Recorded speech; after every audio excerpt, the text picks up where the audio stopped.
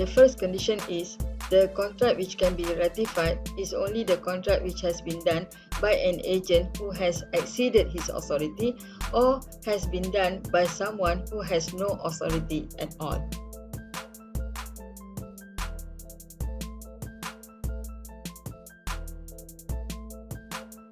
The second condition is the contract itself must not be illegal or the contract does not involve anything which is illegal.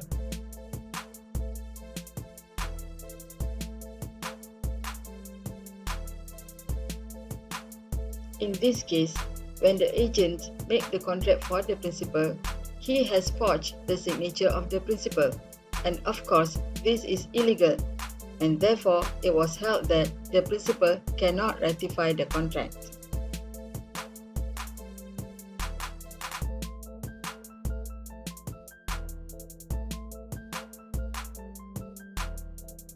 The third condition is when the agent makes the contract for the principal, he must contract in the name of the principal. The agent cannot contract in his own name. Otherwise, the principal cannot ratify the contract.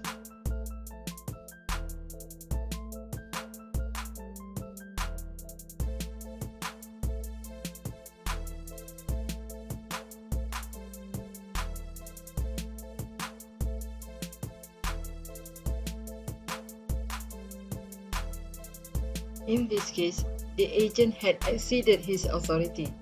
However, he contracted in his own name, not in the name of the principal. Therefore, it was held that the principal cannot ratify the contract, and therefore, the principal is not liable to the third party.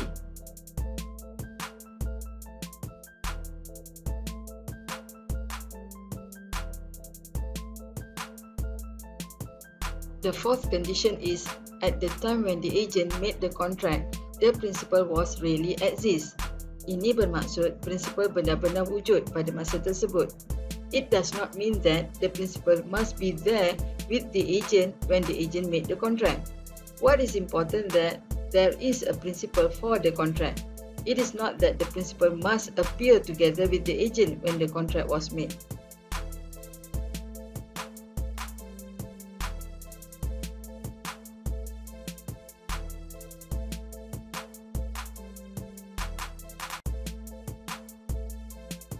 In this case, the agent made a contract on behalf of a new hotel company which was not registered yet. This means, at the time of contracting, the principal was not exist. Therefore, the principal, that is the new hotel company, cannot later on ratify the contract.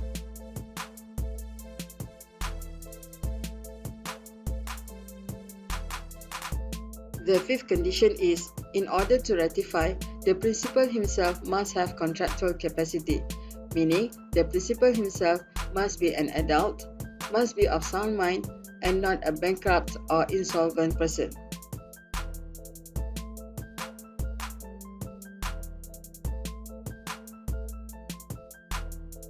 The sixth condition is, the principal must have full knowledge about all important matters relating to the contract. If the principal has ratified the contract, but he did not know about certain matters relating to the contract, in that case, his ratification is not valid, and therefore the contract is not binding on him.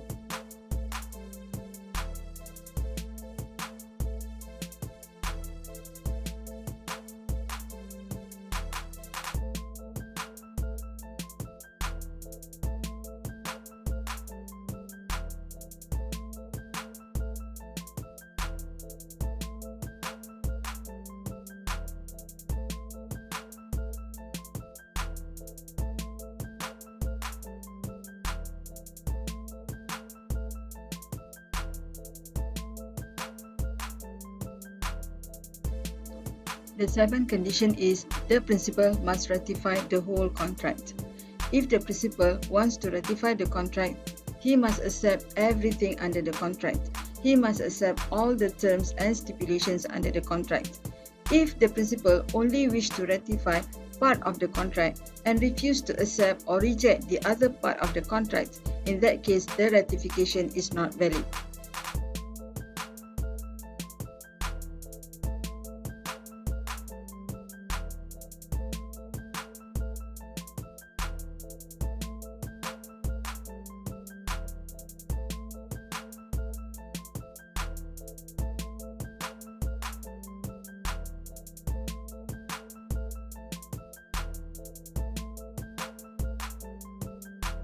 The eighth condition is the principal must ratify the contract within reasonable time.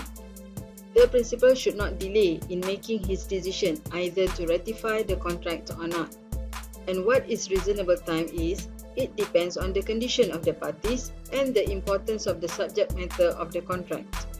For example, if the subject matter of the contract are relating to goods that are of perishable nature, or the contract of insurance which needs instant and immediate coverage of the policy, therefore the principal must ratify the contract as immediate as he can.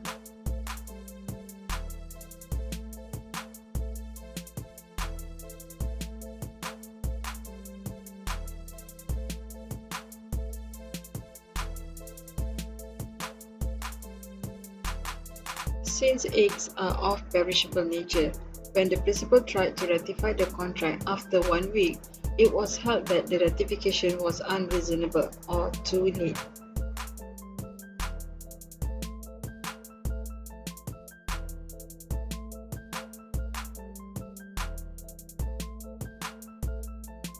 In this case, the agent made a contract of buying a fire insurance policy on behalf of the principal without authority. However, the principal did not ratify the contract until the premises had been destroyed by fire. The principal only ratified the contract after the fire had happened. Therefore, the ratification was held to be ineffective or not valid. Thus, the principal has no right to claim the benefits of the insurance policy.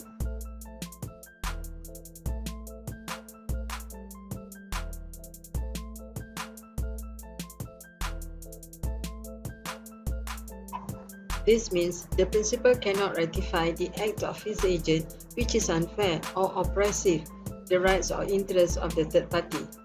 Ini bermaksud principal tidak boleh ratify tindakan ejennya yang tidak adil atau menganiaya hak-hak atau kepentingan pihak ketiga.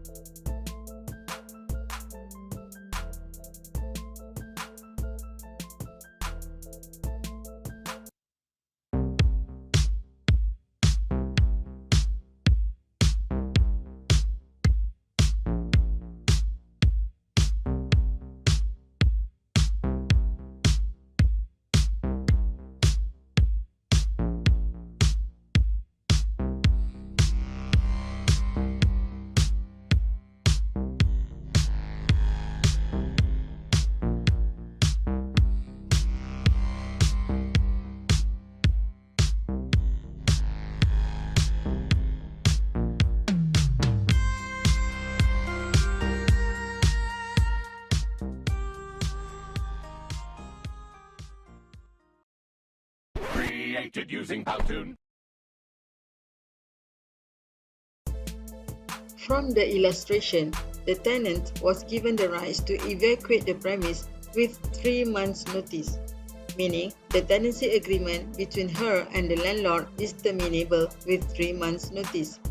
However, the landlord's agent, acting with the authority, has given her 1 month notice to evacuate the premise. This is unfair and oppresses the interests of the tenant. In this situation, the landlord, that is the principal, cannot ratify the act of his agent. He cannot ratify the 1 month notice given by his agent to the tenant.